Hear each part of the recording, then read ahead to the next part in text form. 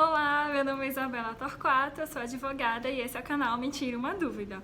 No vídeo de hoje vamos falar sobre a advocacia dativa. O que é o advogado dativo? A gente está falando, eu falei no último vídeo sobre as desventuras do recém-formado, como correspondente jurídico. E uma das desventuras que a gente tem é o advogado dativo, é ser o advogado dativo. Vou explicar o que é o advogado dativo. A Constituição Federal, ela nos garante algumas coisas. Dentre elas, o acesso gratuito ao judiciário. Então, assim, por meio da Defensoria Pública, a Defensoria Pública tem esse dever, tem esse papel de fazer valer aquilo que a Constituição garante. Ok. Só que a Defensoria Pública não tem defensor suficiente para atender toda a demanda. Então, o que é que faz? Vai deixar de atender lá a população? Não tem como, Então, o que é que faz? Chama os advogados dativos. Como é que é feito? Então, a inscrição de advogado dativo, porque é feito por meio de uma inscrição, ela vai variar muito a depender do estado. Por exemplo, eu sou de Sergipe, eu já fui advogada dativa no sertão de Sergipe. E eu já vi editais aqui em São Paulo. Então, eu vou falar com base nesses dois estados. Em Sergipe, para a gente se inscrever é um pouco mais complicado. Por quê? Porque o acesso ao edital, ele não é muito amplo, ele não é divulgado. Então, como eu fiquei sabendo? Eu fiquei sabendo por uma amiga, eu acho que me mandou, mas a regra geral é você ficar ligando para os fóruns para saber quando é que vai ter edital de dativo, ou se tem algum edital aberto, enfim, infelizmente é dessa forma. Já aqui em São Paulo, todo ano, no início do ano, abre um edital no site da Defensoria do Estado de São Paulo. Você vai lá no site da Defensoria, vai estar lá em algum canto do site e você vai conseguir se inscrever. Você não precisa ligar, não precisa ir em algum fórum, alguma vara, para poder ter esse acesso a essa informação. Então, eu acho um ponto muito positivo para ser dativo em São Paulo. Ok. E aí, me inscrevi, tô lá, fui aceita, sou dativa. O que que faz? A vara é que vai encaminhar para você os assistidos. Pelo menos em Sergipe era assim. Eu era dativa lá no sertão, Nossa Senhora das Dores, e eu recebi uma assistida. Eu entrei em contato com ela, entrei em contato com ela, recebi a documentação dela, vi qual era a demanda dela, entrei com o processo. Atuei, protocolei, tudo bonitinho.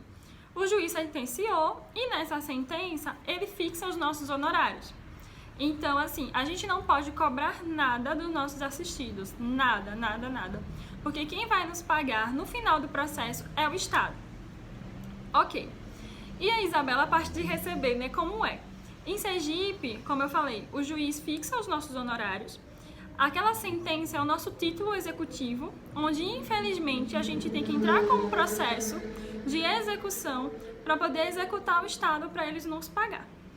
Essa parte eu acho muito chato, pelo menos lá em Sergipe, que para mim não faz sentido. Eu estou prestando um serviço para o Estado já sabe que tem que me pagar. Então, por que eu tenho que ficar ainda executando, abrindo um processo contra o Estado por uma coisa que ele já sabe? E outra, é o Estado que precisa do nosso serviço. Porque, como eu falei, é o dever dele garantir o acesso ao judiciário a essas pessoas.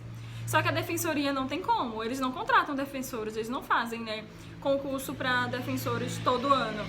Então, assim, a conta não bate, então a gente dá esse suporte. Então, eu não vejo por que a gente ficar executando. Só que se fosse só executar, só entrar com a execução por uma questão de formalidade, beleza. Mas não, em Sergipe, a gente entra com o processo de execução e o Estado é intimado, tudo igualzinho a regrinha lá da execução, contra a Fazenda Pública, e ele não paga. Ele, assim, deixa correr o prazo de pagamento e aí você vai tomar as medidas constritivas, você vai pedir sequestro dos valores. Então, o juiz vai, sequestra os valores, você pede a liberação por meio de alvará. Então, ainda tem isso, você vai receber o alvará, você vai ter que ir no banco para poder levantar o valor. Então, é um procedimento que o meu durou mais ou menos uns 9 meses. Porque é prazo em dobro para tudo. Eu faço uma petição, manifestação do Estado, prazo em dobro. Tudo, sabe? Então, assim, demora muito. Aqui em São Paulo, pelo que eu entendi no edital, quando você vai se inscrever, já consta lá, né, eles já pedem seus dados bancários. Então, assim, quando você atuar no processo, o juiz fixar seus honorários, você vai receber direto na sua conta. Você não precisa estar executando o Estado de São Paulo para poder receber por um serviço prestado. Pelo que eu conversei com as pessoas que eu conheci aqui, você recebe em mais ou menos 2 meses. Cara, eu recebi em 9 em Sergipe, aqui você recebe em 2 meses.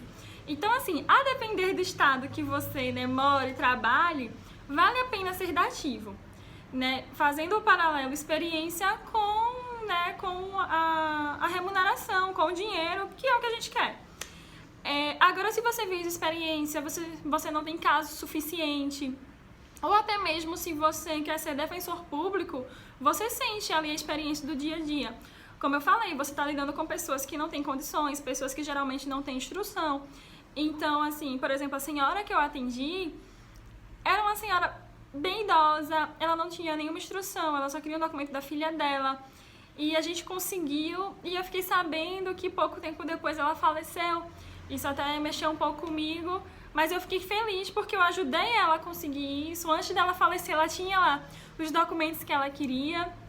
Outro ponto positivo foi que eu fiz uma ação que eu nunca mais fiz de novo, que eu nunca imaginava fazer, que era uma ação de entregar coisa certa, né, de dar coisa certa.